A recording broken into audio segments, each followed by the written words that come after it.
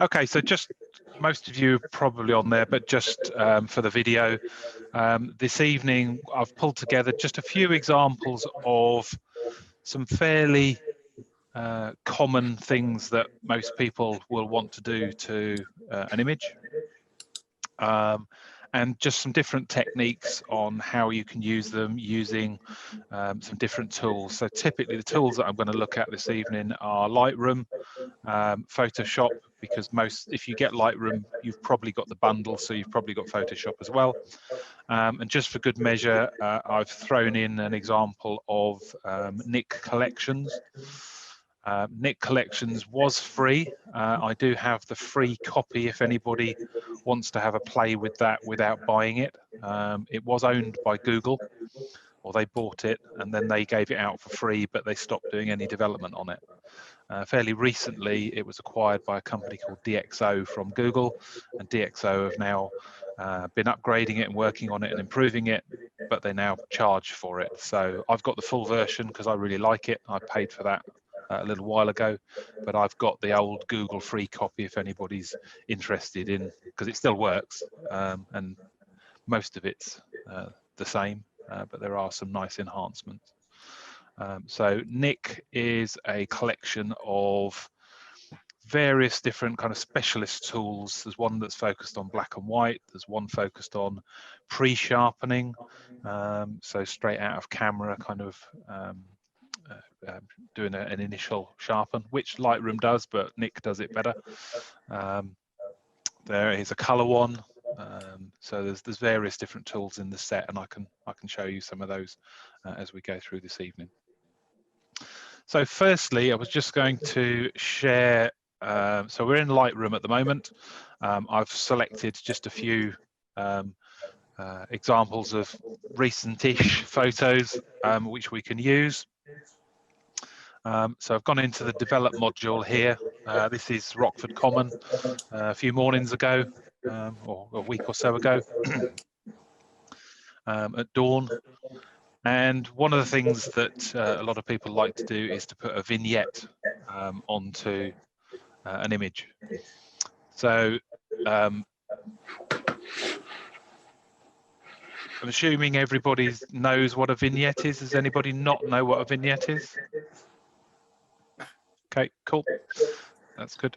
So within Lightroom, to do a vignette, what you can do is you can come into the effects panel within the develop module, and you have here post crop vignetting, and what this allows you to do is to go either white or dark to produce a vignette. You can adjust the, there's a bit of an echo, Mike. I don't know whether it's off your speakers. I'm just going to see if it's got Bluetooth running here tonight. Let's try that. Yeah, that's better. Oh, no, it's not. Right. Has anyone got two devices on that they're listening to? No. Okay. We'll carry on, see how that goes. Let me do some. Do you want to try? No, that would mute me as well. Okay, let's carry on. So you have the midpoint slider, which will allow you to expand and contract the vignette itself. You can adjust the feather, so you can make it really hard or kind of make it softer. And you can get some really good effects with this. The tip that I kind of tend to follow is dial it till you can definitely see it. So up in the corners here, I can definitely see a sort of dark line, and then I just start to bring that back until I think actually it's gone. And then if I look at it, actually I've gone down -40, kind of the -40 point. So the effect that I've had, sorry if I use the right button, that's the change I've made, but actually just by bringing it back you can see it. Because for me to look at the photograph, I'm quite happy for there to be a vignette on it, but I don't like to see anything kind of a defined line. Again, it's all personal taste, and there are literally no wrongs and rights. So that's pretty much it in Lightroom. It's in the effects panel. Go in there and just play around with this just to see how you get on, and to try and get the effect that you want.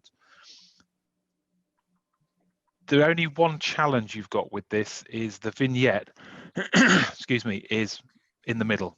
When you look at the midpoint, if I bring the feather down, it's all about the center, and if I wanted that center to be around the tree or around a person or a person's face or a car or whatever, trying to get that off center, you can't really do that in Lightroom without a lot of messing around. It's not easy to do. So I've got a Photoshop technique. Excuse me, I've been talking all day on calls. So I've got a Photoshop technique, a different way of doing it, which I'll show you in a second. But for those of you, just while I'm in Lightroom, if you like doing a little white border around the edge of your photographs, one of the tricks that you can do with a vignette in Lightroom is to dial up 100% on the actual amount itself, push the midpoint right up. Which way around is it? Let me just think. There we go. So the top one to the right, all of the bottom ones to the left, and you've got yourself a little white border around the photo. You do get the round edges. That's the only difference between doing it in Lightroom and Photoshop. And you don't get control of how wide that is. But if you just wanted a little nice white border for your Facebook posts and things, that's a really quick, simple way of doing it.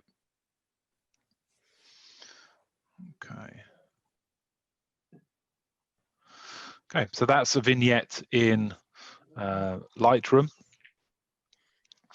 Any questions on that before I jump into Photoshop?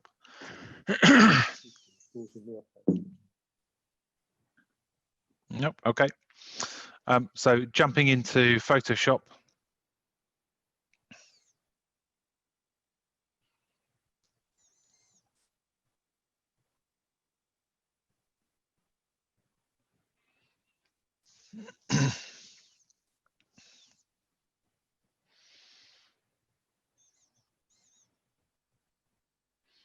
Yeah, so same photograph in Photoshop.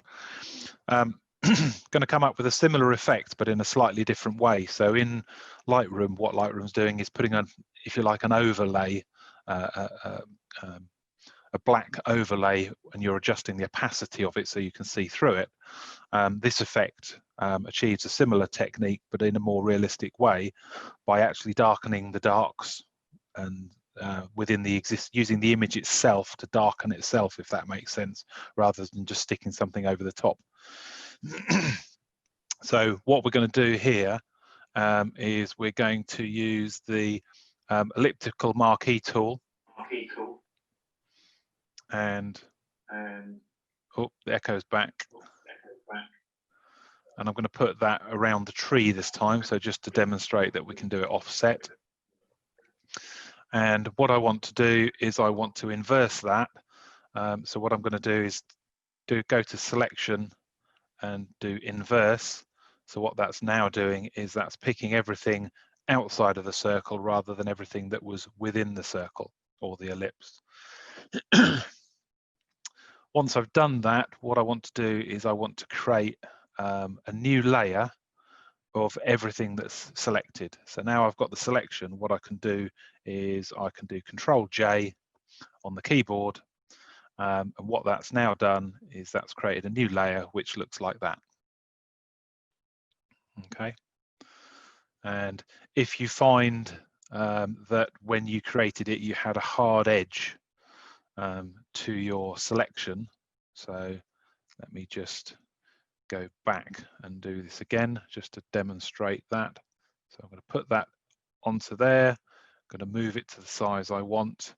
If you wanted to just check the feathering, you would go to select and mask at the top, and here you can adjust the feathering to ensure that it's nice and soft. Something around, probably around there. And then Control J, select inverse first, then Control J, and that's produced the nice thing there. Now, to actually create the vignette effect, you have in Photoshop what are called blend modes. You can experiment with these. There's some which are pretty garish and don't look very nice, like linear light. But the one that typically works really good with this one is multiply. And that's using the image itself. So you can see the clouds here have gone really dark. The sky hasn't darkened massively. It has a little bit. And then when you look at that, if you think actually that's too much, what you're able to do is here, you have the opacity, and you can just dial that down to get the effect that you want. So there I've got 70%. So what we've gone is from a natural one there to a vignette there. And as I say, that's used the darks and shadows within the photo to darken itself rather than just putting a mask over the top. So completely different way of doing it, more flexible. If we wanted to do the same thing, but we wanted a lot bigger mask, we can do this. We can position it in the center, select inverse, Control J has now created the new layer. And then what I can do is to change that to multiply, and again, adjust the opacity down to achieve a similar result. I've probably got too hard a feather on that one there. I didn't adjust it, but so you can literally go from one effect to, so that was the first one I did. That's the second one I did. So fairly straightforward. In elliptical mask, to create the selection, make sure the feathering is correct, inverse it, Control J to create a new layer from the selection, and then just change the blend mode to multiply. You can try darken. So you can see here, darkens not quite as much, multiplies slightly more. I wouldn't recommend some of these other ones. You've got lighten, screen. So these blend modes typically are lighter. These are darkening here. There are other ones, overlay. So you can play with them to see which one you like, but multiply is the one that I tend to find works most consistently. And that's Vignette in Lightroom and in Photoshop. With the Photoshop version, if you wanted to, and I said I'd show you how to do an action, so now is probably a good way to do it. So if I wanted to create an action to do that, the one thing that I'd want to do is to adjust the position of the ellipse that I'm putting on there. So I wouldn't put that as part of the action. I would allow myself to do that manually. So I'm going to put that onto the photograph now. But then what I'm going to do is open, so if I go Window, Actions, the Actions panel will come out. I'm going to create a new action. So what you do is you give it a name.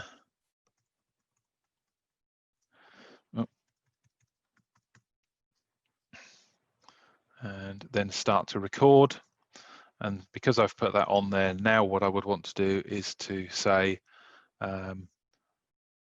select a mask, push the feather up to make sure I get a good feather. So somewhere like that. Then I would go to select inverse, Control J. And what you can see here, select and mask on this section here, there's all of the settings. So I put the feather up to 250. I inversed it there. I've done a layer copy there. And then once I've done that, I can then select multiply, which adjusts the current layer. And then I could adjust the, let's push that down to 50% just as a test. And then I can stop my recording. And if I got rid of that layer within here now, I'm able just to select the test one I've done, say, okay, I want my vignette to be there, go, and that's done exactly the same process that's gone through. So it's just adjusted it all, and it's following all of those settings which have basically been recorded.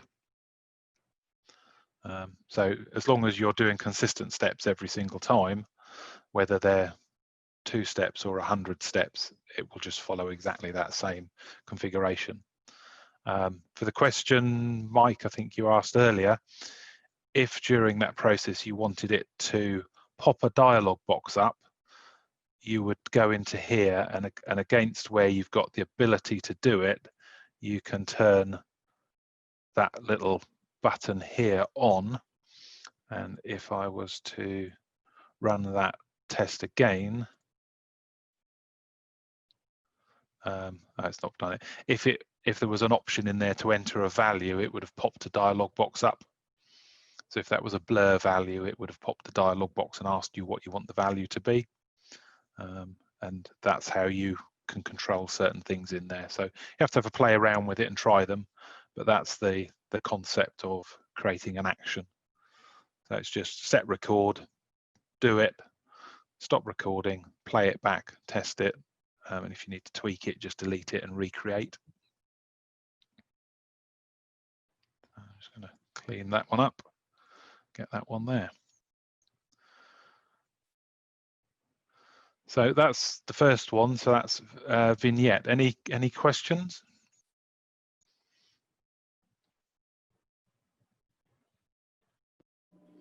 You can, if anyone wants to ask a question, because you're all muted, you'll just need to press your space bar if you want to ask a question.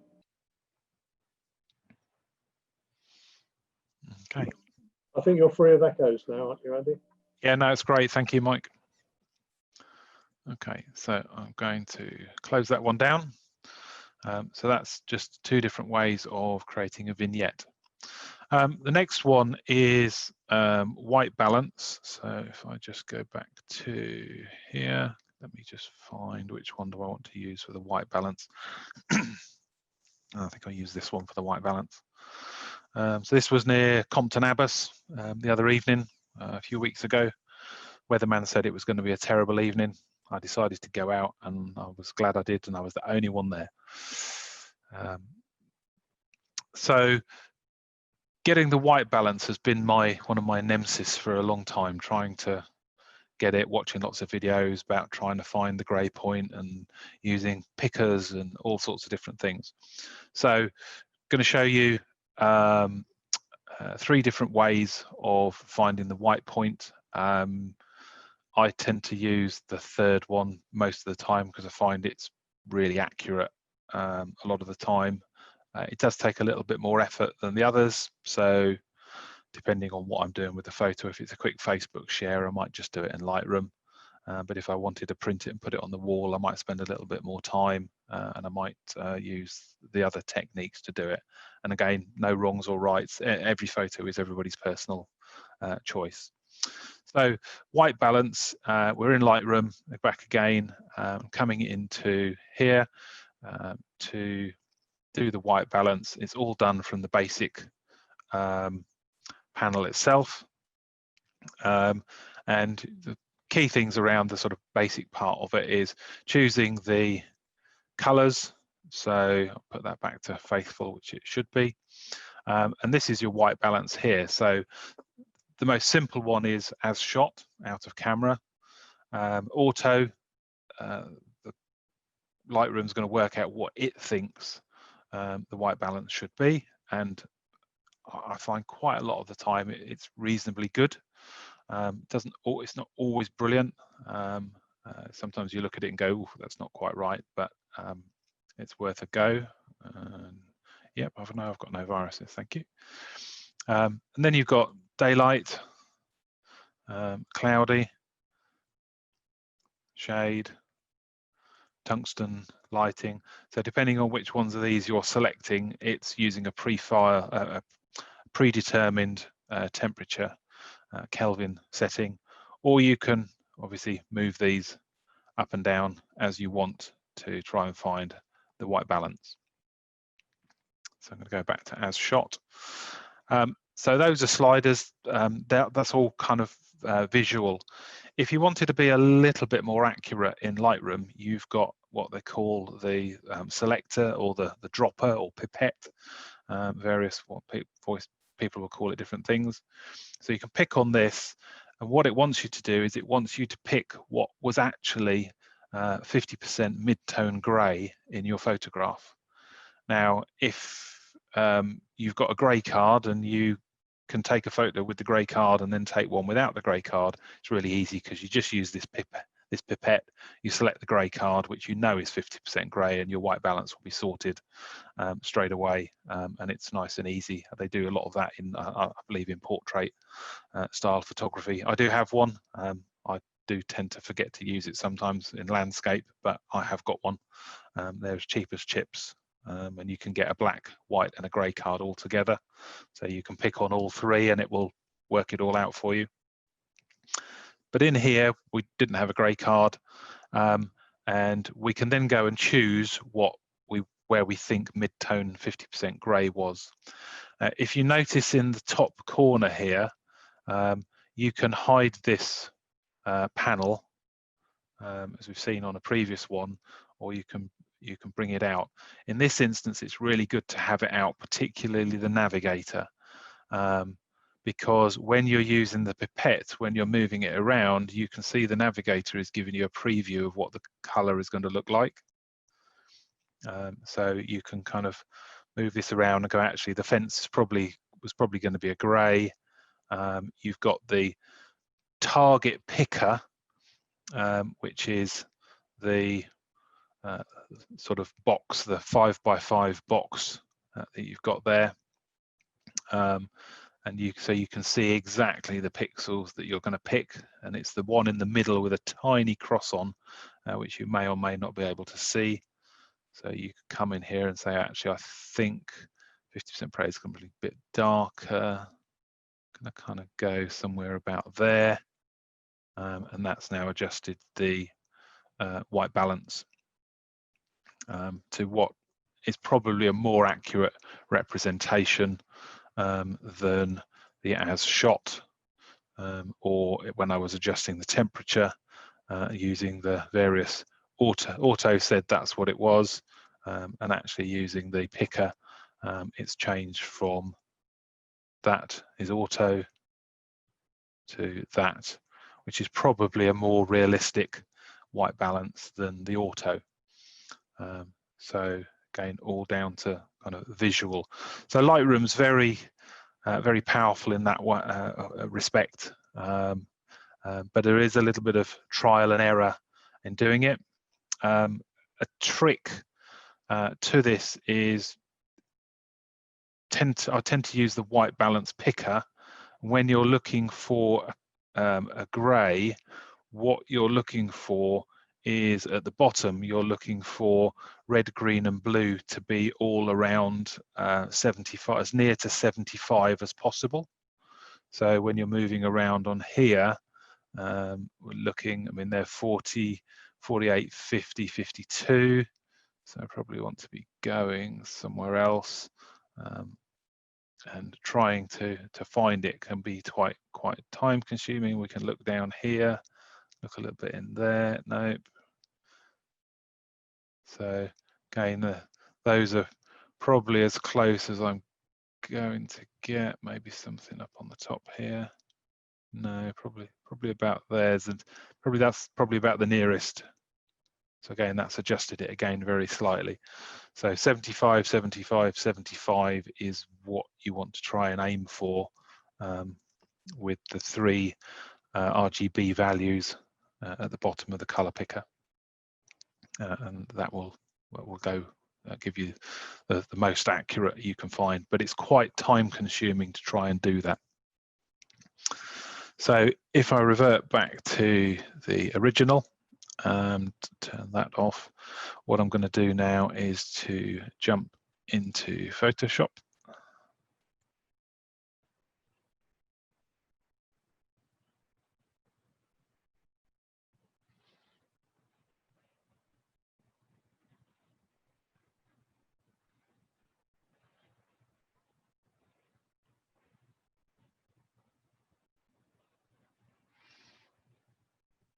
Okay, so let's just make that slightly on the screen.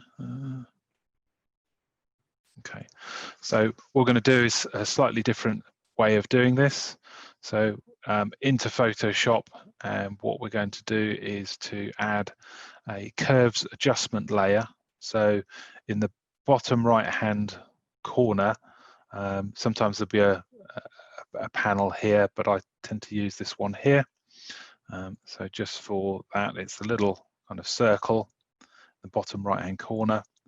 And these are all adjustment layers that it's going to put over onto the image to allow you to do something. So what we want is to do a tone curve, and that's going to add the tone curve on here. And what we want to do is, this trick doesn't work for every photograph. Ideally, you want one where the histogram isn't blowing out on the right hand side. If it is, there's a different technique to do it. It's quite a bit more complicated, so I'm not going to go into that tonight, because I think the other technique I'll show you in a minute will probably mean you won't use this one or the other one I could show you. And all we want to do in here is go to the red, green and blue, and we want to basically move this little slider in the bottom right hand corner across until we start to see some clipping. And to do that, if you hold the Alt key on your keyboard, I think it's the Command key on a Mac, I think, basically slide your mouse across until you start to see something appear. So we can see some red appearing in the middle there. So I just want to throttle that back until the red disappears, and then let go. And repeat that action for the green layer. So again, hold the Alt key down, slide this until I see green, then just come back and repeat for the blue. This one's going to go quite a bit further. Just throttle that off. Okay, and that's an adjustment from that to something that's a bit more realistic and a bit more accurate. Again, just using the curves adjustment layer. So it's a fairly fast way. So no adjustment, adjustment. But again, it's just going through the red, green, blue color channels and using the bottom right hand white slider and the Alt key just to, this is obviously all of them together, which you wouldn't want to do, but just to show you that the Alt key, and you can see them all appearing here, but the way we did it, we did them all differently. So that's the second way of getting the white balance within Photoshop. Okay, any questions on that? I know I'm going through them reasonably quickly, but as I say, we will send out supporting info, and I can send links to videos, and I've got literally step-by-step instructions which I'll send to Mike afterwards, and then over the next couple of days, and he can share them with you probably at the weekend or early next week. Okay, so that's one technique of doing it. The other technique, this is slightly more complex, but I don't think too bad. So what we're going to do is we're going to add a new layer, which I've done in the, sorry, I clicked that probably too quickly. So in the bottom right hand corner, you've got a little plus and a square, and that's going to put a new layer here on top of the layer you've got, so layer 1. And what I want to do is go to Edit, Fill. From the contents, you've got various options. I want to select 50% grey, and I want to say OK. Now that is the 50% grey that you want to find in any photo, so that you can find the mid-tone grey, and that's what you'd use on that's the colour of a grey card, and that's what will give you the exact calculations for white balance. But I can't select that with a pipette. So the way to do it is to go into here with the layer, grey layer selected, and you change the blend mode to, where are we, to difference. And that makes the white mode look horrendous, but just hang on in there. What we're going to do now is we're going to add a threshold adjustment layer to this grey layer. So again, we come down to here, we add threshold. And what this then enables us to do is to move this across here. And what we're looking for is where the black, where we're starting to get just a little bit of black left. So probably about there is right. And we can close that. Now, if you remember the photo itself, this was the fence you can see here, and the fence was where I was picking to pick a grey. So I don't fully understand all the science behind what it's done, but actually this process highlights where 50% grey is present within the photograph, and it's these black areas which are left when we were moving this slider across. This is actually showing all the grey, and you can see that bar there is where it's saying you want to select it. So to do that now, the best way of doing it is on the left hand side, you've got a color sampler tool, which is this one here. And actually, if I zoom in here, what I can do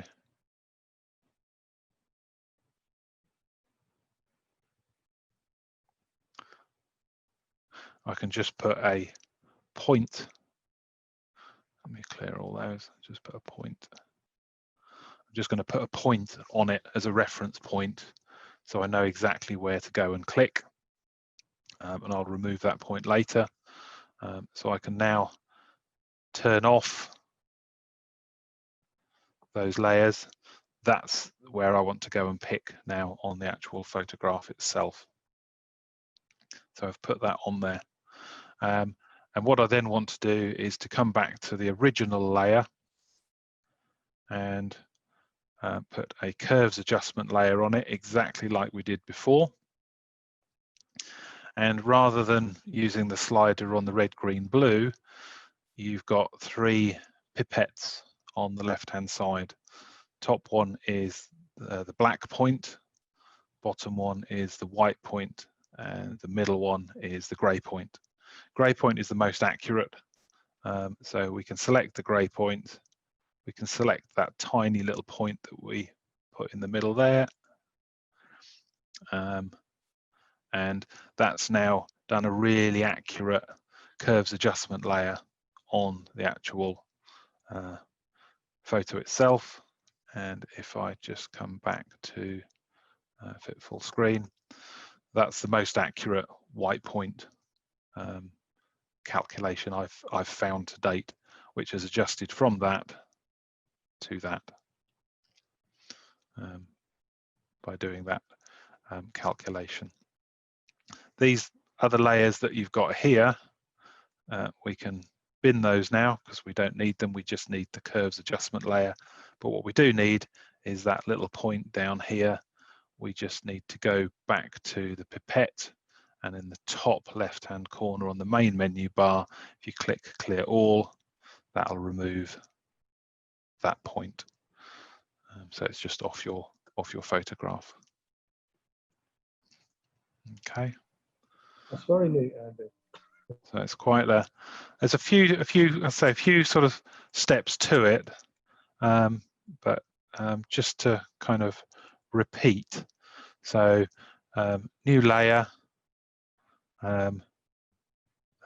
edit, fill, 50% gray. So again, that could be an action because that's we do the same thing every time. We've done that one on there. We want to then change that to difference. Again, that's standard, so that can be a recording. So we've done to that. We're now on that layer. We're now going to create a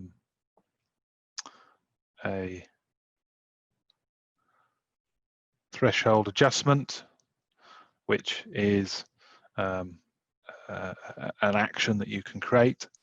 We're going to move this slider down till we find the grey. And again, to your point earlier, Mike, this is an example where you could click the button and a dialog box would pop up and it would ask you what value do you want in that box where it says 12. So that would give you the ability to slide this in your standard action to find the grey point.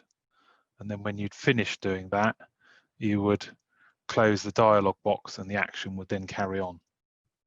So we've got this here. We're then going to zoom in. We'll select the color sampler, pick the point that we want. So we've got the grey point. It could be any of these black areas. So we can do that. So we put the sampler point on. Now we've found those two. We can turn that off, come back to the main layer, curves adjustment layer, pick the middle grey point, select the point we've selected, and we've got the same thing. And then, as I say, clean those up, move those off, and that's your and for those of you that have not used Photoshop much or anything at all, you can rename the layers. So it says curves 1, so I could call that white balance, so that I know that that's my white balance adjustment. Okay, and those are 3 different ways of doing your white balance. I tend to use the last one most of the time in Photoshop because it seems to it consistently gets to the same point every time rather than messing around with sliders and kind of doing it visually. So I like it because it works really well. It works not just landscape, it'll work really well in portrait. It'll work also in architectural photography and probably pretty much every photo to find the point that you need to click. Can you just explain the grey card again? Yeah, absolutely. Thank you. So, okay, so we're back to the basic photograph. So I'm going to add a new layer, which is the square in the bottom right corner, and that's created a brand new blank empty layer. So what I want to do is in the edit, you have the option of fill. And what fill allows you to do is to say what you want to fill it with. So you can fill it with 100% black, you can fill it with 100% white, you can fill it with 50% grey, or you can fill it with different colors to do various other different effects. So if you wanted to give the whole photograph a sepia tone, you could fill this layer with a sepia color if you knew what that was, and then you could change the opacity of it, and then that would give the entire photograph a kind of very soft brown tint, just by filling it with whatever color you want. So what we're going to do is just select 50% gray and say OK, and that's created the entire gray layer. And then what we wanted to do is, I've still got ignore my little pipette thing there. What the next step is to use difference. Where are we? Down there. And there is some science behind this. I'll share a video on how to do this, the one that I learnt it from, which explains it in some detail. So it's really very useful. But what the difference is doing is adjusting it into a way that allows you to pick out the highlights and the greys and the blacks and the whites very easily. And then from there, once you've done the difference, you then have to do the threshold, and this is where, when you then slide that across, what's left is grey. So just for the fun of it, I'm going to pick this area up here. So I'm going to pick the pipette up here, close that, come back to here, curves adjustment, midpoint, go on to there, turn those two off. Oh, that's given quite a different feel to it. Sorry, I didn't really make myself clear. I meant physically having a grey card. What do you do with it? Oh, a grey card. Sorry. It's. Or can we go over it later or something? I've got a grey card, but I've no idea what to do with it. Okay. Grey card. All you would do is get somebody to hold it up in front of the camera. Take the shot. Once you've taken one shot in the kind of lighting, you can use that one photograph for all of the photos that you're taking, unless it's kind of sunset or sunrise when the light's changing really fast. So if I was going to photograph you, I'd say to you, first one I'd say, can you just hold this card up? You hold it up, I take the first photograph, you then put that down, I take the real photographs, and then what you're able to do in Lightroom is using the pipette tool here, you would then place that onto the grey card in the first photograph. That will give you the temperature and tint values that you need, and then you can sync those settings across all of your photographs that you've taken in that session, and you'd get a consistent white balance across all of them. Got it, thank you. So all the Photoshop that one has done exactly the same process using its software to achieve that exact grey color. So I always just take all my photographs and then get home and then go, I just forgot to take it out of my bag, and I've got it on a lanyard so I can hang it around my neck, but it's just bad habit. Okay, so that's okay. Too many pockets in the bag and too many things in it. So yeah, okay. So white balance. Hopefully that's given you a few ideas to go and have a play with and to go through. Okay, so let's go back to develop module and come back to here. So has anybody heard of the Orton effect? No, I think that's your cue to go on. Okay, so the Orton effect, it's really interesting. It goes back a long time in photographic history. might be a good one, Mike, to do at the Camera Beginners Club. So it was invented by a guy called Peter Orton, hence Orton effect. It was done on film in the old sort of processing photography days, and it was a way of giving this what they would call a dreamy, ethereal look to photographs. So when you get this really kind of soft look and slightly brighter look to the photographs, they use the effect in films sometimes, and you can use it across the entire photograph, or if you're using Photoshop in a little bit more, you can use masks to give the kind of dreamy effect to certain parts of the photograph. So if you wanted to give all of the dreamy soft glow, if you like, to the bright areas of a woodland photograph taken in the morning when the sun's going through the mist, or a waterfall where you've done long exposure on the water and it's quite bright and it's blurred, if you want to give it a kind of a soft effect, then the Orton effect is the way to do this.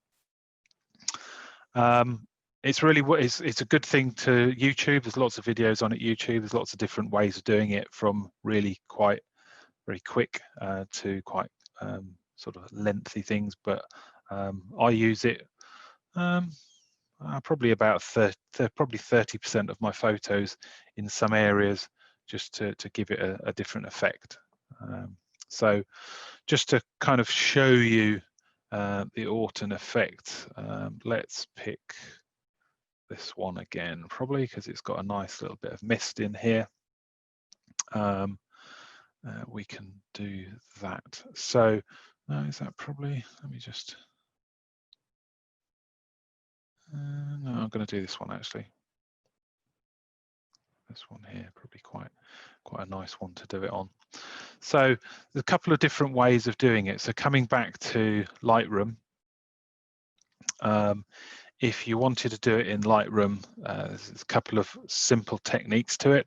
The first one is to bring the clarity down. So you can see here, you're getting a kind of a softer, hopefully you can see that. I'm going to zoom in, probably not that much, probably there. Can you see it okay on the screen when I'm at this kind of scale?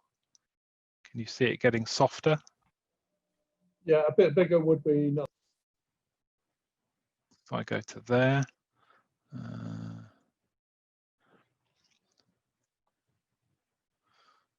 yeah, that's fair, isn't it? Okay, I mean, if here, what I'll overdo it so you can see it. But if you look at the clouds, you can see them going really quite soft, quite painterly up here. Just leave it a moment to kind of render. And the whole concept of the Orton effect was to kind of blur it to a certain extent to give it that soft, but also just to brighten it slightly. So again, here what we're going to do is just to bring up the exposure just very slightly, to go from kind of that one there to that. Now that's overdone, but I've pushed it over slightly so that you can kind of see the effect. Now there's different ways in Lightroom to achieve this, and you can get a little bit more control over it, and when it's on your own computer, you would definitely not crank it up as high as this. I mean, I'm literally at minus 100% on clarity. If I was doing this myself, probably something around, I don't know, 50, 60 is probably a little bit better. You kind of lose the effect when you zoom in too much, but it's given a softer feel to the overall photograph itself. A different way of doing it in put the exposure back to normal in Lightroom would be to use a graduated filter, and actually if I do a very small one, and bring it down off to the bottom, that basically means the entire photograph has got a filter on it, so like a neutral density filter. And then what I can do in here, again, I can do exactly the same. I can go into my clarity and I can bring that down, and I can bring my exposure up in here. And actually, if I wanted to, then within Lightroom, you now have range masks. So I could come into here and start to use the range mask to adjust the parts of the photo, so the lights and the darks. I don't want it in the darks, but I want it in the highlights. So I'm affecting the sky, but I'm not really affecting the darks and the shadows in the foreground. So you get a little bit more flexibility in there if you are using the graduated filter, which I've made the whole graduation at the bottom of the screen there very tiny, and I've moved it off the photograph so that it's covering the entire photo. So those are the two sliders, clarity and exposure. You can play around a little bit with brightness on the main slider if you want to, but exposure is the one that tends to work the best. So, and say that's gone from, that's the original, to a softer, brighter kind of feel. So it's very popular in landscape. You can use it in, as I say, in portrait. So it can give people's face a really nice kind of soft, something referred to as a painterly effect. And again, tweak it to your personal taste. So that's how you can do it in Lightroom. So Mike's just asked about reverse dehaze. I think that does a similar. Yes. Yep. Yeah, you can adjust some of the sliders to do that. So if you come into here, you're kind of brightening it up a little bit. Doesn't have get quite the same effect, but you can soften it, but you're kind of brightening, whereas the clarity is giving you that kind of softer, paintier. I mean, the thing I'm looking at is the clouds. I'm not really looking at the foreground. So you can go from kind of full, real sort of HDR crunchy feel right the way through to a really kind of soft effect. And I mean, if you wanted to do something slightly different, we can kind of bring that down to about there. And then you could do exactly the same. So you can crank that right down, bring your kind of exposure up. And then if you wanted to play around with some of the others, you can, in here with the dehaze, kind of counteracting a little bit. But again, I've got the softer glow. It's not burnt out. It's brought the colors out slightly more. And then if I then come down just to close, I go into that one there. So I've literally gone from, that was the original, to there. But actually, if we look at the foreground, nothing's happened to the foreground at all. But if we look at the sky, I kind of select in there, go from, that was the original, that's the softer feel that we've got, and obviously that's it. But so it's just adding that kind of soft, warm glow. And originally, as I say, it was done in an old photographic studio, and there was a particular technique that Peter Norton came up to use it. So that's it in Lightroom. So it's called the Autumn effect. To do the same thing in Photoshop, so we'll jump into here.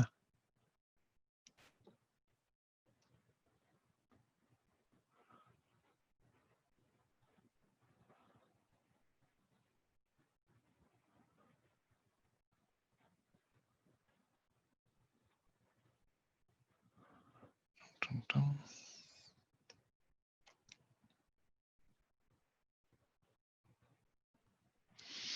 Okay, so let's fit screen. So exactly the same effect. So I'm going to create a new layer, which I'm going to call effect.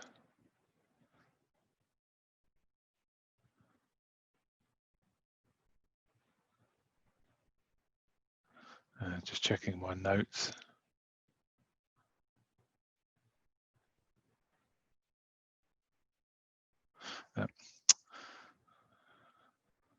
Right. Control J, because I need a copy of the layer. Or an effect. I have actions to do these.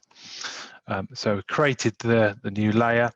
Now I'm going to convert that to a smart object. So in Photoshop, if you've not used it, this is a pixel layer, so if I go and do anything to it, I'm adjusting the pixels. I then can't go back and undo them. So if I then wanted to change it again at a later stage and went, actually, I did it too much or not enough, I'd have to go back and redo the whole process, which is frustrating and time consuming.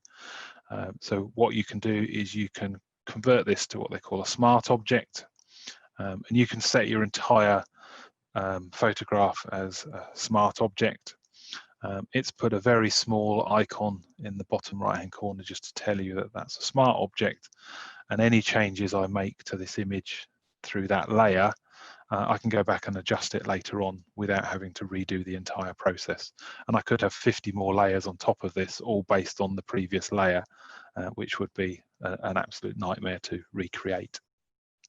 So the smart object stops that happening. So we've created a new layer, which is just a copy of the background layer, which I did using Control J. I've renamed it just for reference as the Autumn effect, and I've selected the new layer. I've converted it to a smart object by right-clicking the name and say convert to smart object, which we've already done. And then what I'm going to do is I'm going to add a blur to this layer. So I'm going to go to filter, where are we? Blur, Gaussian blur. And then what I'm looking for is a blur which I feel is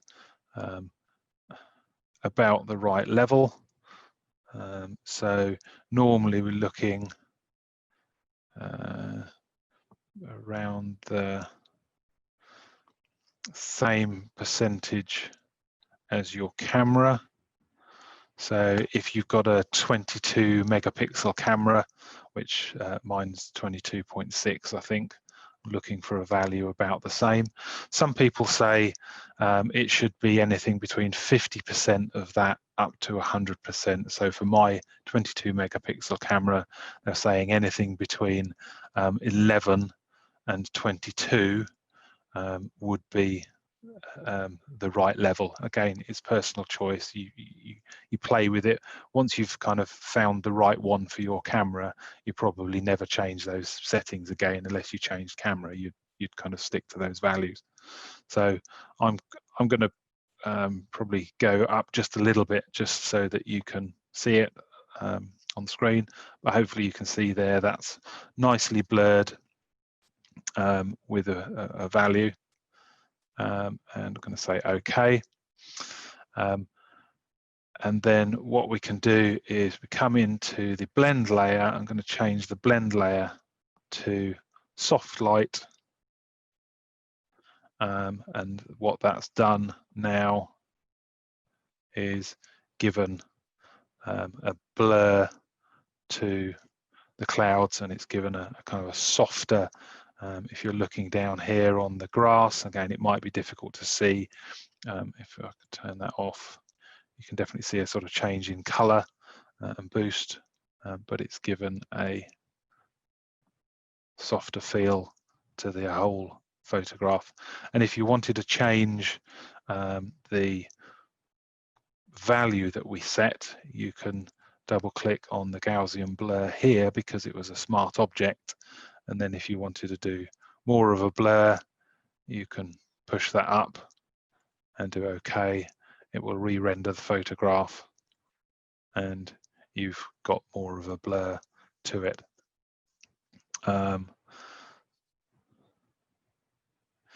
If you wanted to, with soft light, you can try overlay as a different blend mode. And again, if you said, oh, that's a bit too much with Photoshop, obviously you can change the opacity to bring that down to something that you feel is more pleasing to your eye. So if I go to there, so without the Autumn effect, so that's straight from camera, and then it's given that kind of softer, warmer, brighter glow, and you can either use, say, soft light or overlay, depending on which one you want. You can see on the sort of clouds in the distance, one's using slightly more, losing slightly more clarity than the other. So actually in this instance, probably like soft light, and we go to fit to there. And again, that's given a kind of a nice warm glow to it. That's this kind of simple way. There are some other steps that you can use within Photoshop to take it to a kind of another level. I'm happy to share those with Mike so that you've got a couple of videos to watch on the different techniques. And there's lots of different ways of doing it, but that's a kind of fairly straightforward way of doing that effect in Photoshop, and that's called the Autumn effect. Just to give you any questions before I close Photoshop down? No, I don't think so. I was just going to say, is that a convenient point to take a 10-minute break, do you think? Yeah, absolutely. Yep. So those of you that are still online and watching, these are two photographs. So let me just make that as big as I possibly can. So that was the original photograph that I'd taken down in Dartmoor, and then after I wanted to give it, I gave it the Autumn effect. So hopefully between, if I flick between, that's the original, and that's with the Autumn effect. So if you look at the trees at the top, you've gone from kind of seeing all of the detail of all of the leaves. So if we zoom in to there and then switch up.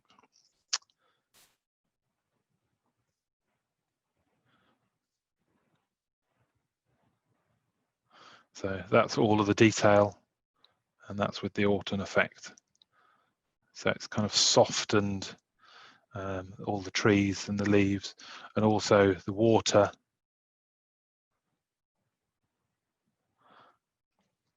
It's given it that really kind of soft look to it.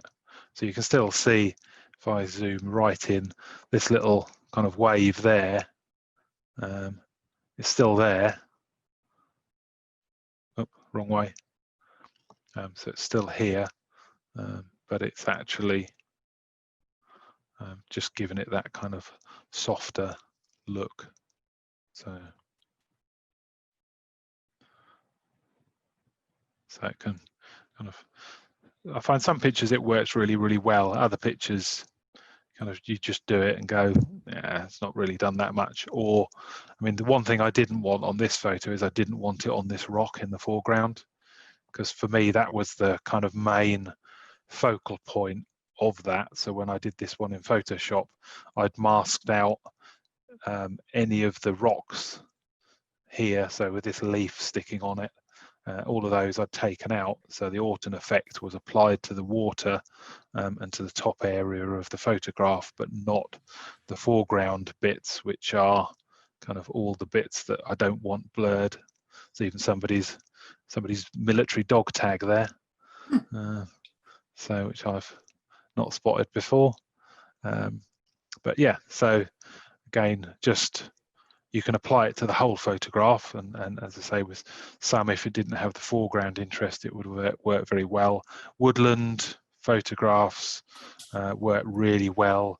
If you look at any that Nigel Dawson is on the line, he does a lot in woodland. Simon Baxter is another guy on YouTube. They do a lot of sort of woodland, misty work. There's a guy who's just done a book in Wistman's Wood on Dartmoor. He's used it quite a lot on there. Neil, I forget his surname now. He's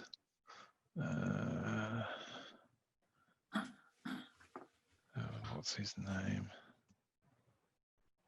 So hopefully you can see that. So this guy here, Neil Burnell, I follow. This is Wistman's Wood in the centre of Dartmoor. Fantastic on a really nasty day. So if it's really misty or overcast, foggy, and you're in Dartmoor and you think, where am I going to go? I can't see anything. This is the place to go.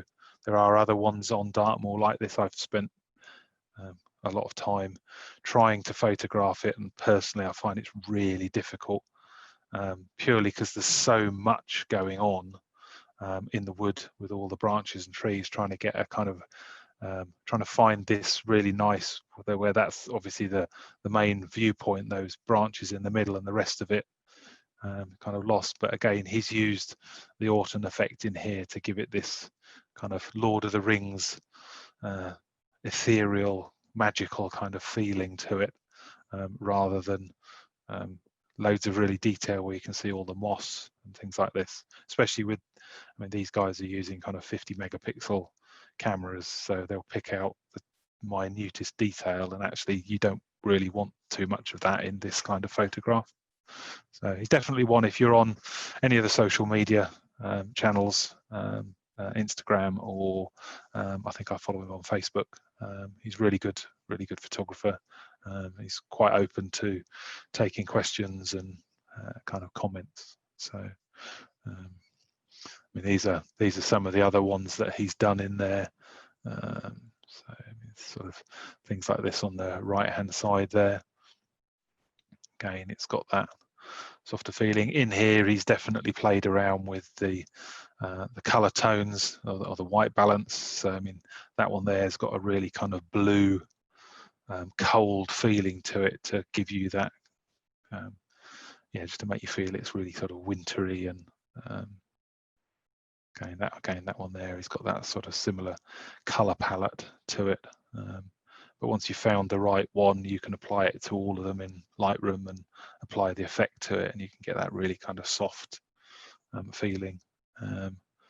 And if I came to mine, okay. So these are all sort of different ones in Wistman's Wood. So there's carvings in moss. I mean, the whole place is literally floor to ceiling moss hanging off the trees, growing on every single rock that there is. But again, trying to get a kind of a composition like those guys do is really quite. Some of these I tried focus stacking. So that was my finger telling me that was the end of a focus stack, and another one at the beginning. So more fungi than you can shake a stick at in there, because apparently it's the highest or the lowest. It might be the highest oak kind of forest, whether it's in the area or in the country, but it's because of its unique situation. It's in a valley. There's a stream runs through the valley, so it's really damp and misty, and yeah, lovely kind of atmosphere to it. But yeah, so if you're ever that way and you fancy, it's definitely worth a visit. Wistman's Wood. And that was followed by a climb up on one of the tours. I forget the name of this one now, with the church up the top. So ran up there for sunset, which did kind of happen, but then disappeared into really black, dark clouds, which are quite nice and moody. So still got a lot to play with and process out of some of these, but yeah, I tend to do a lot of that in the winter. Has anybody ventured down to Dartmoor at all much? You're all on mute. A long time ago. Yeah, it's definitely it's become a bit of a passion for me. I went there a while ago with a friend. We were going to go to North Wales, and we just kind of didn't have enough time, so we thought we'd venture to Dartmoor, and we got an Airbnb and drove down in his van. And I've been going back once or twice a year, every year since, for the last sort of 3 years. There's just so much to it, so many different old buildings and things from the war. Obviously, it's still a current military firing range, so you have to know where you're going. But then you've got all the tours. They're all different, different times of day. Get some fantastic days. The other, when it's really grey and kind of flat and overcast, it's quite nice for trying some high key photography. So where you're kind of going to more black and white look and feel, so long exposure, so you're really blurring everything out and smoothing it out, any water or skies. It's just kind of completely flat, and take the colors out and it can look really quite nice, quite moody. So yeah, when lockdown's gone, if anybody fancies a trip down there, I'm more than happy to arrange something. I've done it with a few groups where we've just kind of all gone down there, met up and gone out for 2 or 3 days, stayed in a pub, had good food and talked to cameras all evening, and then gone out taking photos pretty much all day, every day. So it's good fun. Sounds like my kind of holiday. Yeah, exactly. So, I'm back now, Andy. So I think we're probably okay to get started, if you are. Yeah, no problem. Just for those that didn't see, I thought I'd kind of just give a quick example. So this was the original photograph that I'd taken. So if we're looking at the leaves up here, you can still see all the detail in here, right the way down to the back. Obviously a slightly longer exposure just to give the softness on the water. Obviously the rocks themselves and stuff are reasonably sharp. Foreground interest was obviously this kind of main rock, which if I'd have done the Orton effect on the rock, it would have kind of lost that impact. But what I did is I did the Orton effect to the photograph, so hopefully you can kind of see from that to that. Still kept the detail on the rock, so that's not really changed. But what has changed, the woods have gone a lot softer, and the water is kind of blurred a bit more to give you a kind of slightly dreamy look in the background. Hopefully you can see that on Zoom. The colour rendering changed. It's got much warmer. Yeah, it can have that too, because you're brightening it up and adjusting it. So, but yeah, so it's gone. And I like that photo, but actually, with the softness in the trees, I really like that. And for anybody that didn't see it, This is a guy who's worth following if you've not seen him before, Neil Burnell. Follow him on Facebook, I think. I think he's on Instagram as well. He's just done a whole book about Wistman's wood. But some of these photos, they're, go away. If I do.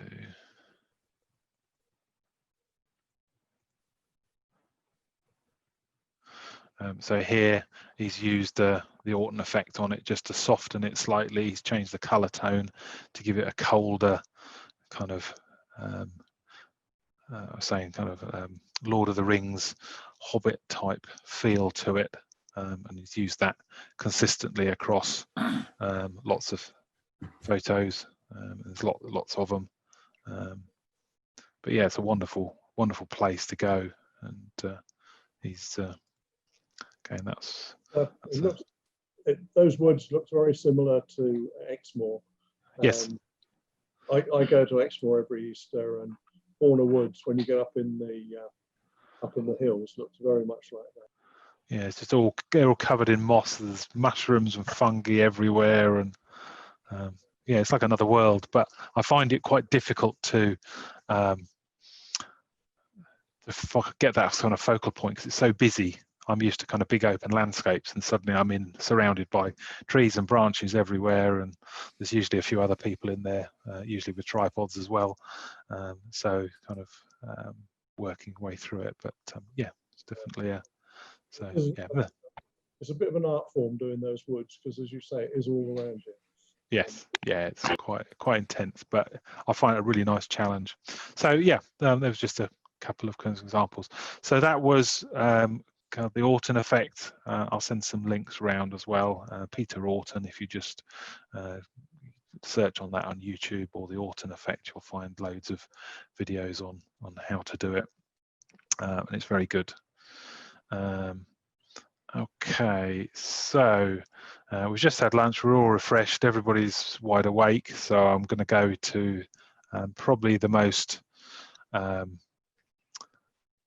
what will seem the most complex one, but actually, again, there are some actions that I've written for this which I can share, and hopefully you'll be able to see the effect. So Mike kindly rented me out the club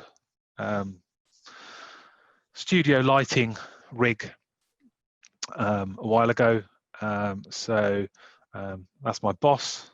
So I was asked, when I'd been playing around with it a little bit, work asked me to go in and take photographs of the team so that they could use them on Microsoft Teams and as our corporate photos. When customers see us on the other end, these are the pictures that we use. So we use them. So this was the one that I did of my boss.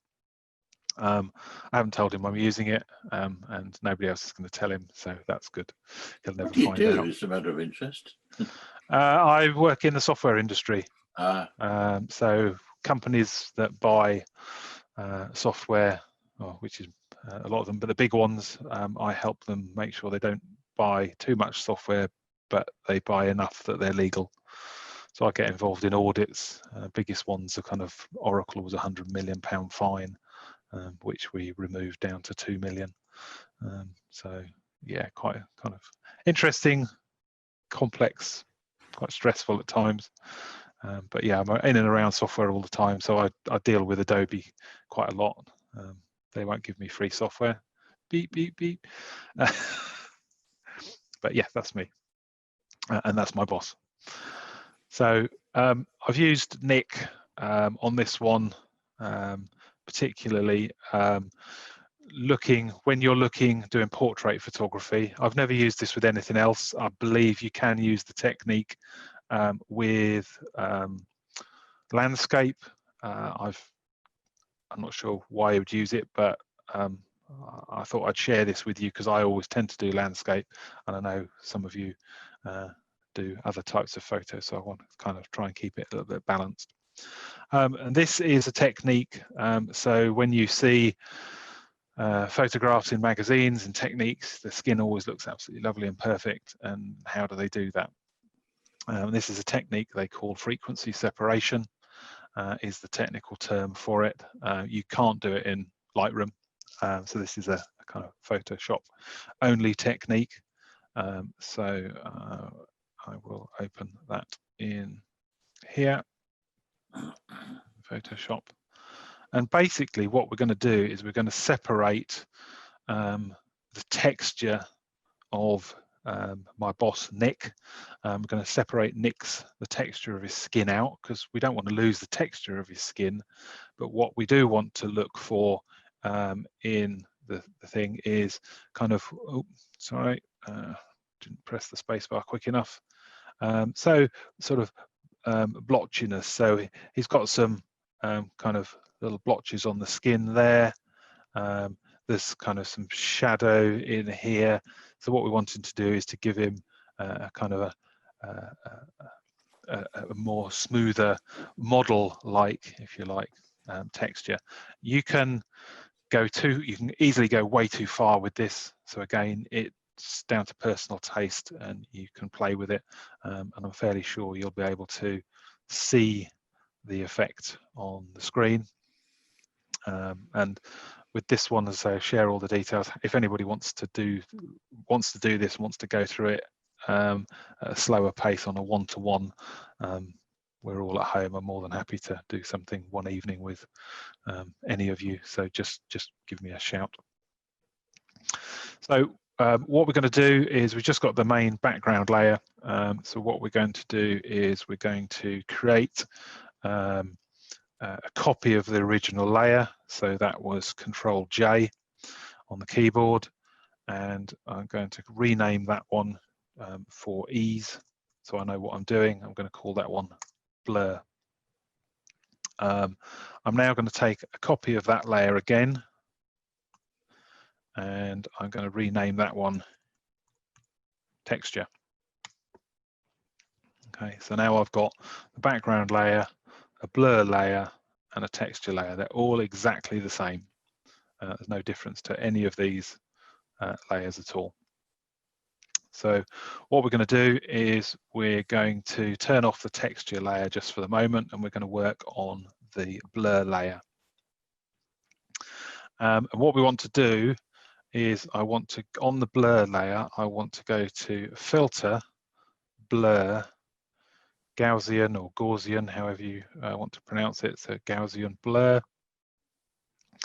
And then what I want to do is I want to blur the layer enough that if I pick somewhere, let's go and look at a bit of there. So I don't want to blur it too much that kind of everything just disappears. I still want to see it, but what I want to do is to be blurring the texture of the skin enough. So probably about there's looking okay. So you can see all the texture in the top there. That's all now gone. So all the sort of the natural bobbles, and you'll see why in a moment. That's kind of starting to go. Maybe I'm going to push it slightly more than I probably would, just so that you can see it on the video. Probably about 6 is probably okay. Okay, so that's my blur layer. So I've gone from a sharper photo to a blurred one. Okay, and then what I'm going to do then is I'm going to select the texture layer, which I'm going to go into there. And what I'm going to do is I'm going to do image, apply image, and I want to select the blurred layer here. So you've got a drop down here which says layer. So this is select the blurred layer, and then with the blend mode, I want to adjust that to subtract. And what that's done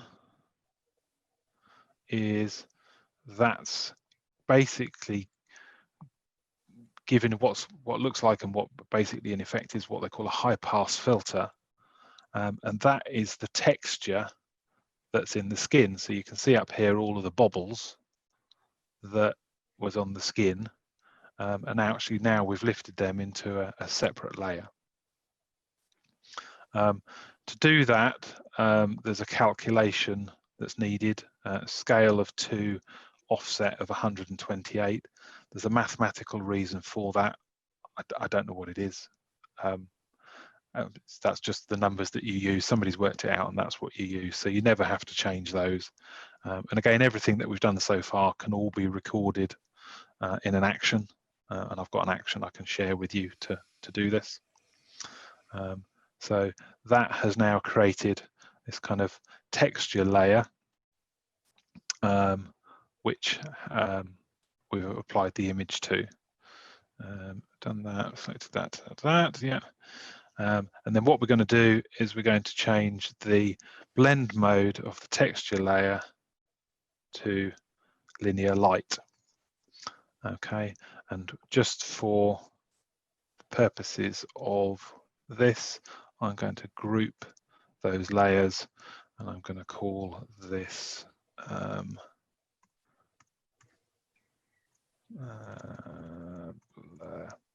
just so that I can turn it on and off. Easy.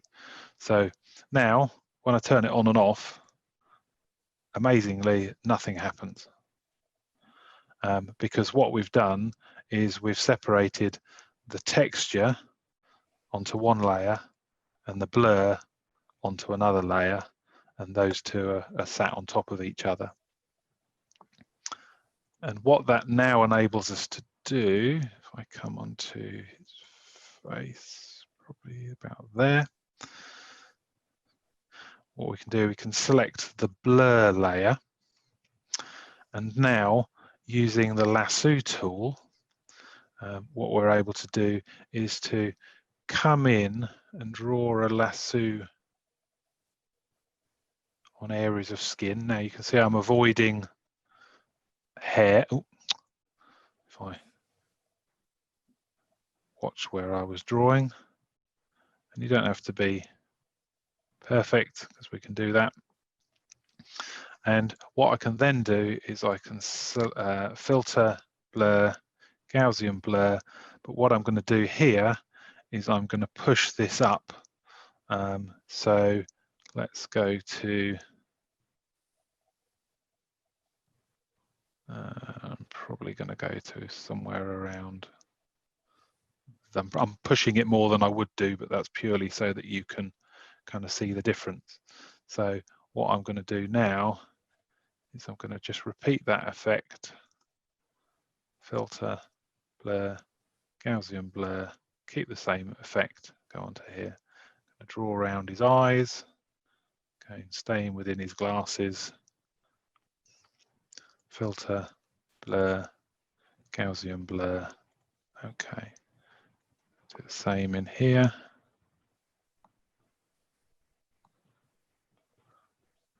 filter, blur, Gaussian blur, okay, do his nose,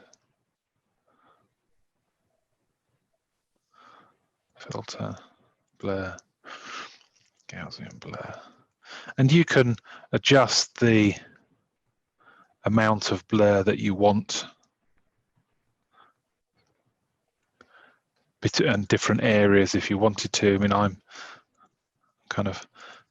don't want you just to sit and watch me being really picky on which ones. It's more around the technique, filter, blur, Gaussian blur. So I could adjust that there if I wanted to. So you can come in and do that. So now I've finished. If I can go from the original to the softened one, I've kind of smoothed the skin out, but I've still retained the texture that was in the original skin, but I've removed the sort of the blotchy effect to it. So I've still got all these natural lines and creases and little bobbles, because that's part of who Nick is.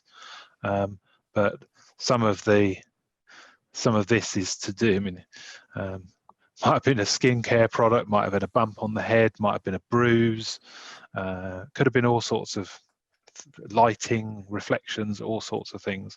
But the effect then enables you just to give that kind of softer look to the face. So if you look particularly around the eyes, we adjust that effect there. How did you get rid of the reflection in the glasses? What on here? Hmm. When I took the photograph, I made sure the flashes were not going to cause the reflection. So I've not had to remove anything from it.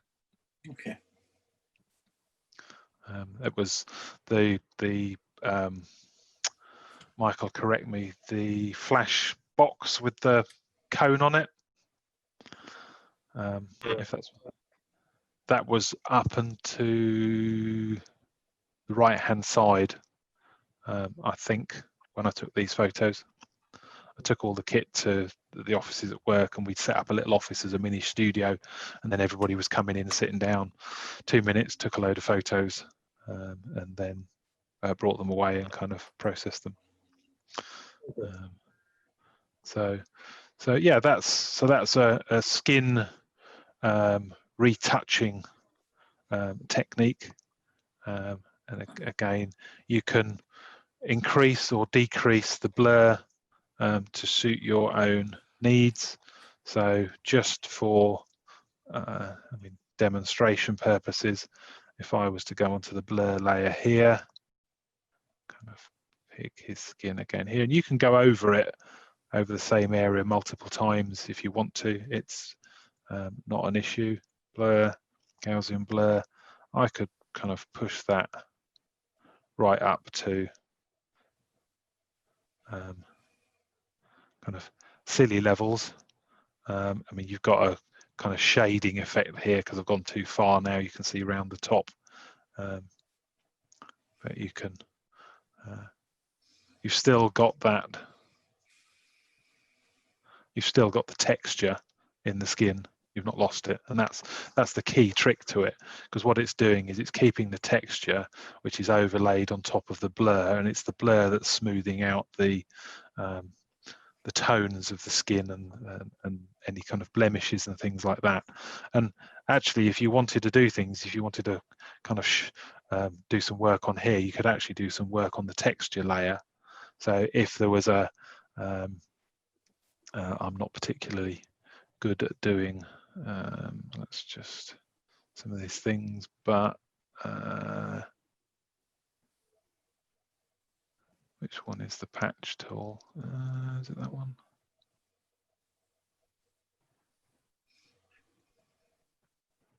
So you can come in here and you can start to remove little blemishes in the skin. So if they had spots or there's a mole up there, I can remove the mole. Come down here, so it's got a little something there. Just gonna kind of remove that out. It's got a little something there, a little something here. But because I'm on the texture layer, what I'm doing is I'm adjusting the texture of it, but not necessarily the color or anything underneath. So because you can work on one or the other, because you've separated the two out. And that's the benefit of it. So you can come in and start cleaning things up. So I could remove that line that was in there, and obviously I could be a bit more careful on doing it. But actually now I'm just doing the texture. I'm not affecting anything else underneath it. So you could come and do things like that. So it's quite clever technique. So go to. So yeah, go to that one there. Okay. So that one is called frequency separation. I don't like that last one I did. It looks horrible. Poor guy. Let's get rid of that one. There. that's a bit better. So yeah, from that to that. So just to close that one. Any questions on that one before I close it down? No, that's good. Okay. Useful technique for portraits. Yeah, it's worth. I say that I have read things about using it on landscape. I'm not quite sure why I'd want to use it. I've not looked into it. I probably will do at some stage. But when I did all the portraits stuff with these, when you loaned me the kit, Mike, this is when I kind of was looking into it and found it was really interesting. It doesn't look particularly natural here on my screen, but I have pushed it up a little bit just for zoom. So when you're doing it, you'd probably tone it down slightly. So if he does look a bit garish at your end, don't tell him. He'll sack me. It can be quite good at removing lens flare in landscapes. Okay. Okay. That's good, because I have got a couple I've taken which have got some lens flare in and I want to get rid of it. So yeah, that's quite a... Okay, I might have a play with that. Thank you.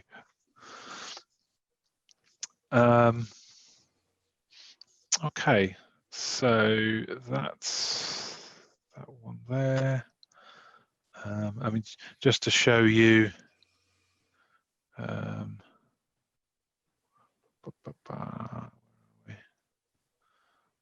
these are a few that I played around with. This is my photography pal Andy, who has come to the club a few times, but he works in the NHS, so he's not available most evenings. Some of these I've used the effect on. That one there definitely have. If you look at the kind of difference between, it's the same photo, but that one's just got a kind of slightly softer look to it. And then these are all the ones that work. So these some of these have got the effect on. Difficult to find. And then I'm after a particular, my wife would kill me, but she's not in the room. Where are we? So yeah, so things like that one's got it on to give a kind of a softer effect. That one's got it on. Again, just a little bit of work on there. So yeah, it works really well. It's really nice when you kind of, you can't see obviously the before and the after, so it's quite subtle. But then when you've done it, you think, what have I actually done? And then you turn it on and off and you go, wow, actually that's quite a big change. Which is why it's so easy to overdo it, because you kind of lose track of what you've actually done. So less is more, really, I suppose, is the lesson I've learned with it. And you can always turn it up a bit more if you need to, but turning it back down takes a little bit more work. Yeah, it's good to flip back to the original from time Yeah. to time. Yeah. You haven't gone too far. Yeah. Yeah. I used to do that with colour and keep adding, and the process that I was doing was wrong. And each time I was doing something, it was boosting the colour more and more and more. But because it's so gradual, by the time you get to it, you think, that looks lovely. And then you wake up in the morning and think, what the hell have I done? I'll delete that one and come back to it another day. Yeah. Okay, so let's go back to here. Demo Ringwood, back to here. Okay, so all of those have been, with the exception, I suppose, of the last one, have been just sort of minor tweaks to the photograph, not really changing the photograph from its original, just giving it a slightly different effect. So I'm not kind of doing an edit, which Photoshop allows you to do. Lightroom doesn't really allow you to do that much of it, only minor tweaks.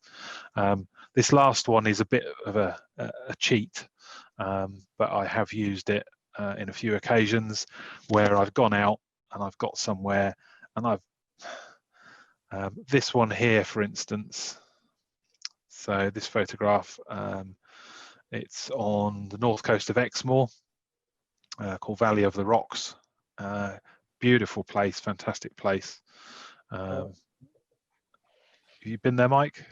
Oh yeah, loads of times. Yeah. Yeah, I've been there too. it's great.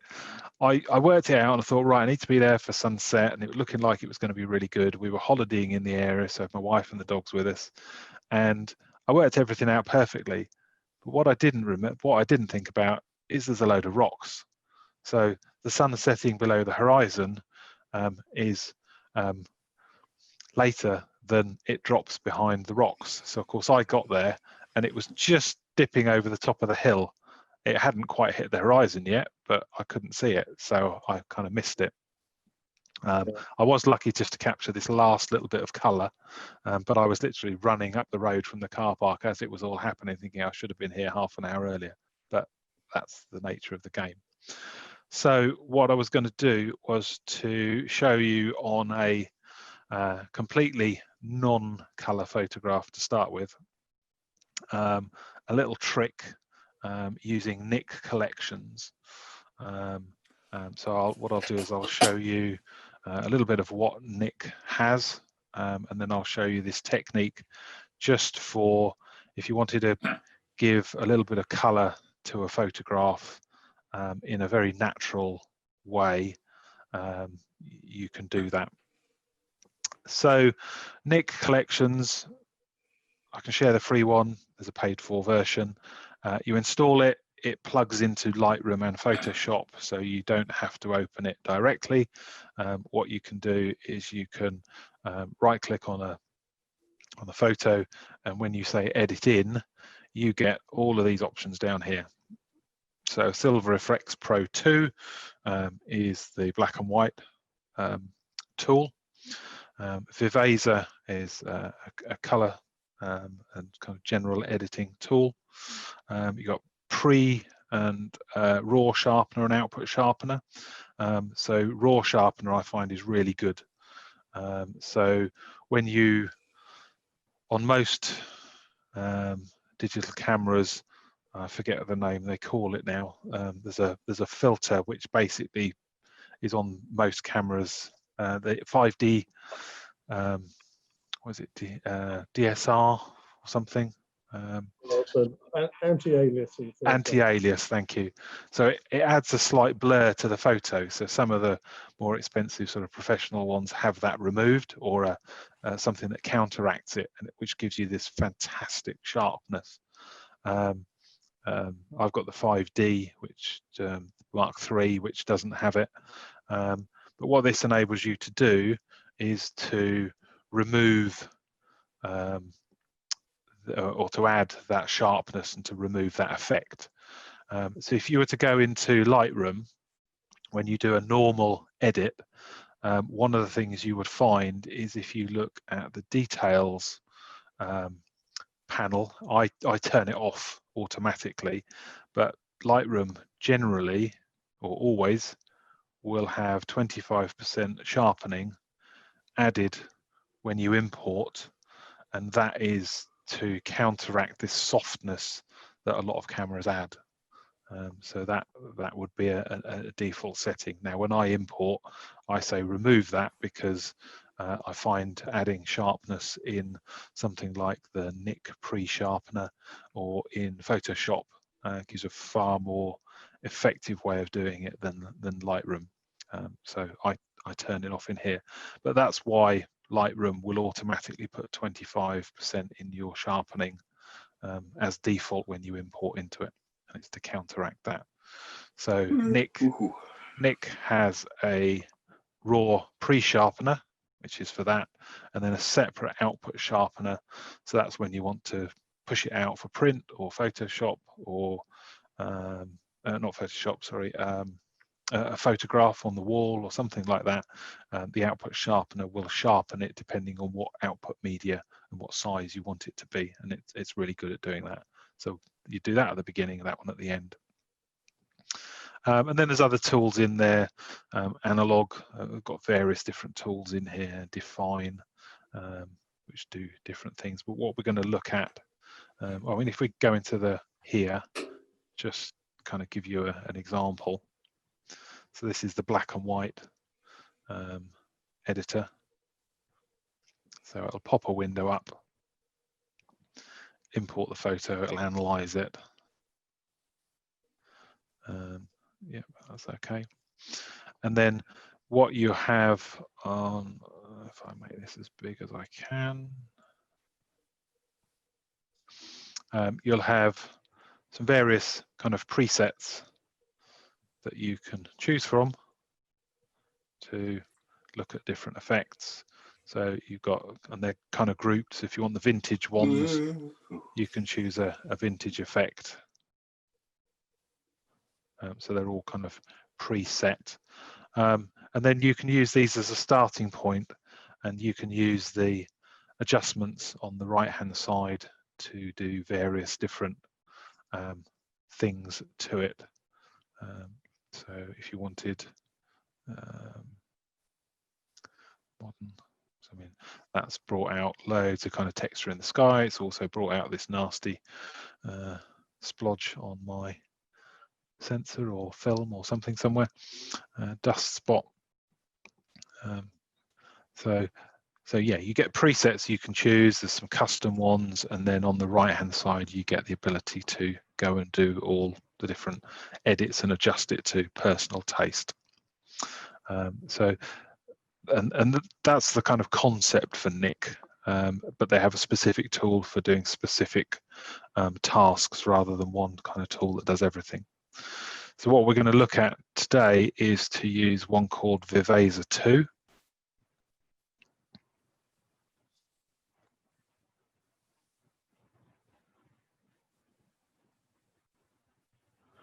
And so same looking interface. Viveza doesn't have any presets, but it does have all these edits on here. And the same with same principle with Photoshop as well as Lightroom and Nik. If I start using these sliders on here, as it says at the top here, these are global edits. So if I then come in and adjust the warmth slider, I'm affecting the entire photograph itself, which I don't want to do, so I need to put that back to okay, back to 0. That'll do. Okay, so we put it back to here. But the way of doing it, because we want to adjust just different portions of it, you have what are called control points. So these are similar to, and a simplified version, if you like, of luminosity masking.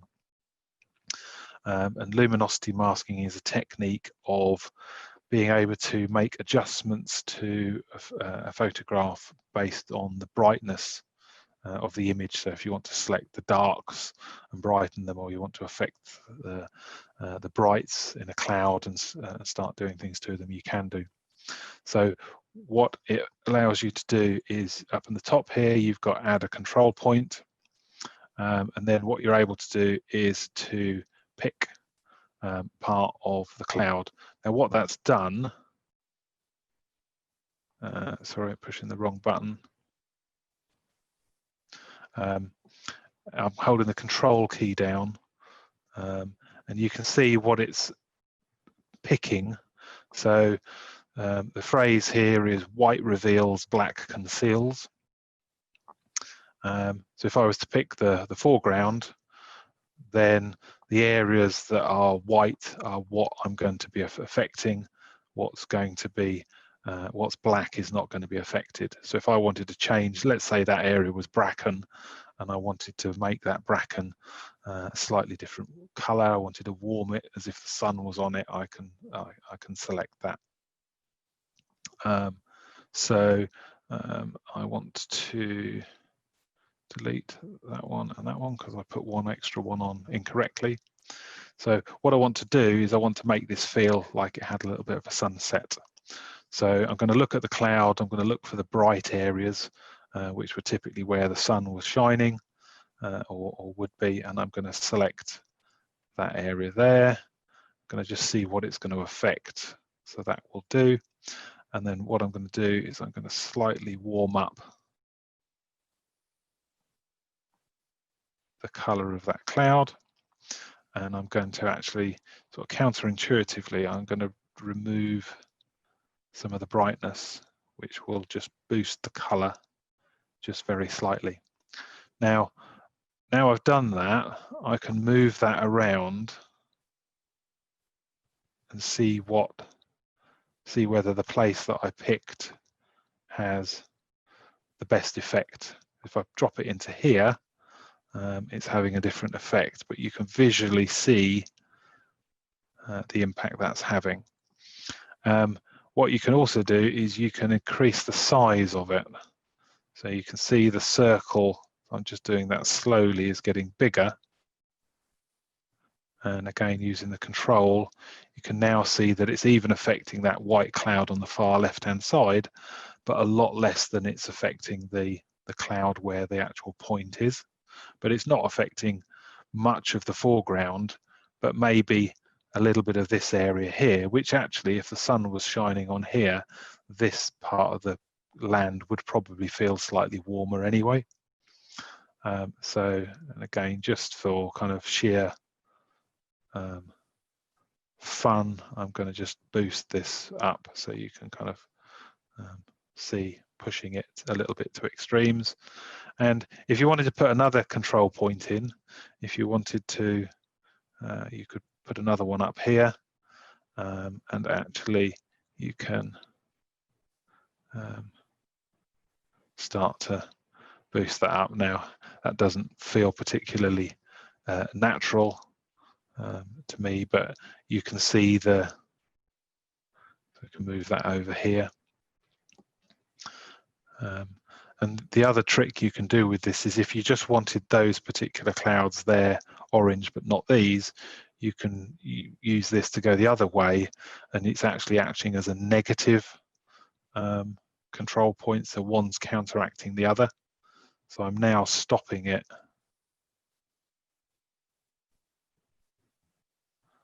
affecting all of this too much, and actually I've cooled some of that down slightly. So that's that one there. You can see on the right hand side, sort of towards the bottom, it says control point 1, control point 2.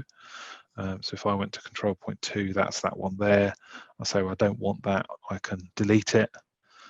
You can duplicate them, you can link them together. So if you put 6 of them in different places and you wanted to group them, what you could do is I could say, okay, well, I'll put another one here, and I'm going to put another one over here. And then what you can do is you can draw around them, and you've got a group and an ungroup. So what I've now done is I've grouped them together. These have got like little dots. The 2 on the left hand side are small dots. The one on the right hand side has become the master control point, and actually if I then adjust one, the others will follow suit. So you're synchronizing the edit. So sometimes you want to do that, sometimes you don't want to do that. In this instance, that's not, that's probably a little bit too much. And if you then said, oh, actually, I want to ungroup them, you can ungroup them. You can come back to pick that one. You can hit selected control points. Oh, actually, I selected the group. No, that one. Delete. Yes. Yeah, so those 2 were still grouped together. So I've got that one there.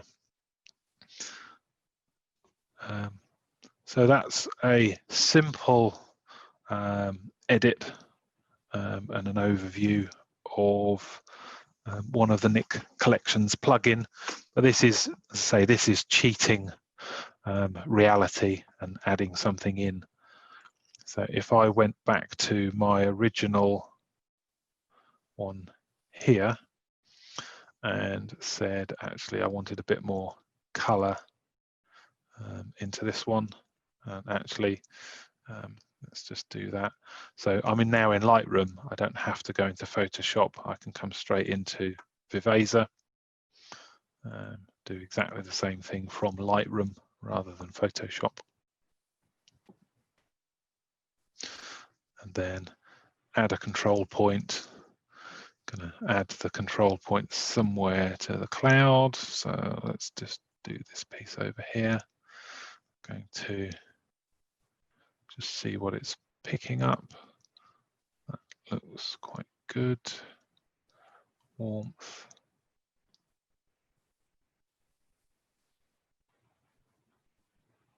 Just going to add that a little bit. Drop the brightness down. Make it a bit bigger.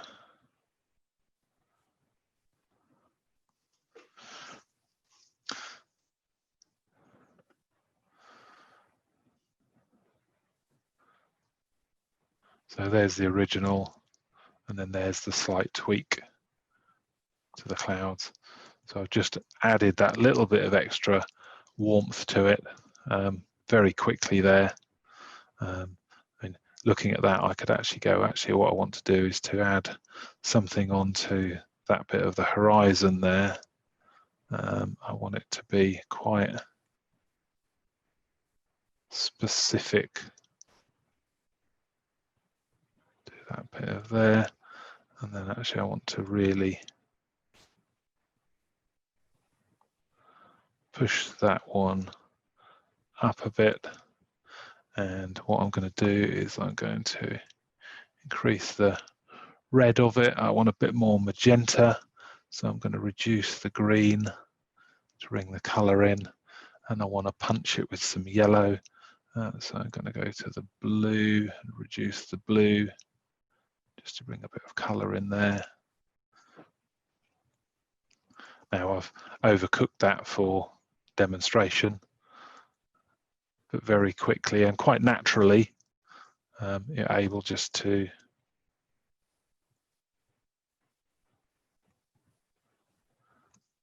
kind of just adjust from something that's like that to just give a little bit more kind of mood or feel to the photograph. But you can see on the clouds, I mean, if you wanted to try and do that with a paintbrush,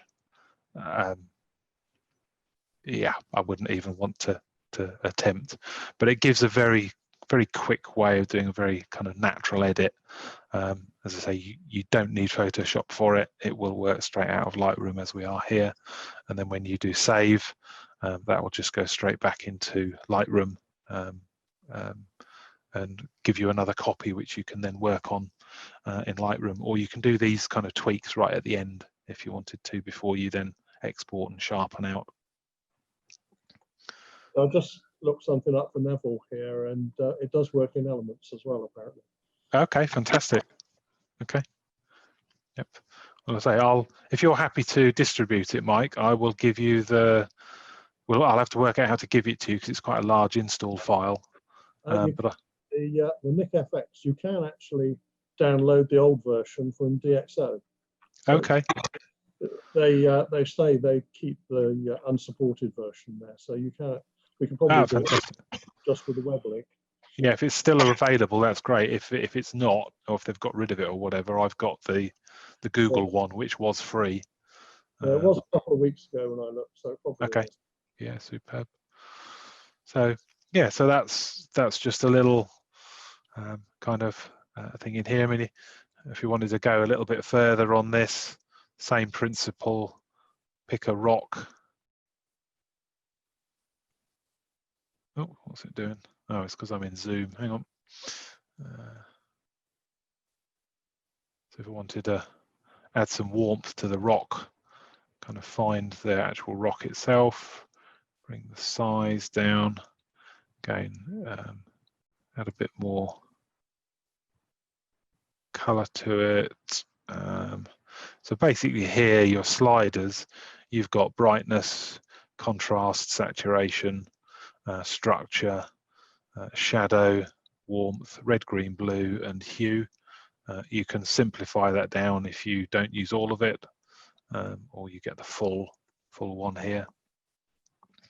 And then you can start. I mean, there's all sorts of color things in here, and different tools will allow you to do different things. But there, we've just added an extra little bit of warmth onto the rock, as if the sun's casting onto that rock. just to try and give it that little bit more of a natural feeling. I mean, that feels a bit odd actually, because you've got sun on the rock, but the sun's lighting up the sky behind the rock. So looking at that doesn't feel, and actually the sun was up over to the left here. So that one at the back there is definitely absolutely fake. I'd be better off putting some more warmth into the sky up in this side here, which would feel more natural. Just for demonstration. So that's that one. Just to show you, let's have a look at Define 2.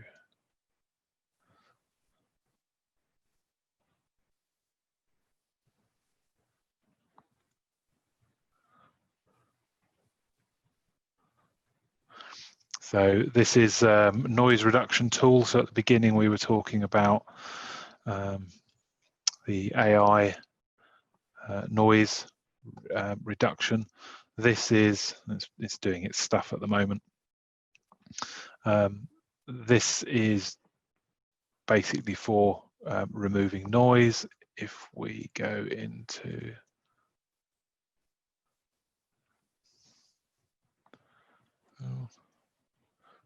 it's not a particularly noisy one. What it does is, I can never get the hang of it zooming in and out. Which key is it? Oh, there we go. It was different in every tool. What it does is it basically does some calculations, and you can see up on the cloud here, a couple of extra points here. It's got some little squares, and what it's looking for is areas of consistent color with no kind of changes. So when you're looking around on some of them, in the bottom right hand corner you've got the kind of before and after, and what it wants you to do is to actually go in and start to draw some areas. Manual. And what, as you start to add these points to it, it will calculate. Put it in, there we go. As you start to find consistent areas of color and tone, it will then start to work out what it thinks it should look like, and it will reduce the noise for you. The automatic one, let's say when you open it, is pretty good. But then if you want to go in and start adding these kind of measure points in yourself, you can do, and the more you add, I mean, normally you wouldn't need more than, I don't know, 6 or 8 maybe. It will then start to calculate it out and remove the noise, and I guess that's where with the Topaz, the AI, it's probably looking for all of that kind of stuff automatically itself, and doing it for you rather than you having to do it. So I guess that's probably the difference between the tool. But with the NIC, you get all of these different kind of plugins to do all these different things, all as part of a kind of a suite of tools. So say Define is just noise reduction. That's all it does. And so you can quickly jump into it, do a quick couple of tweaks, and then save it, and then go into the next tool and do what you need to do there. So that's Define. Color effects.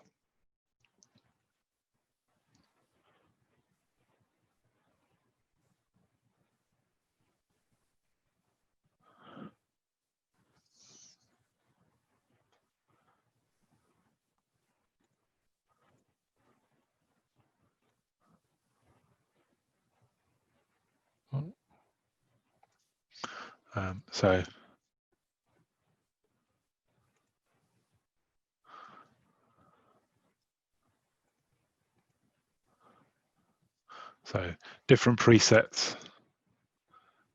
going, so kind of contrast,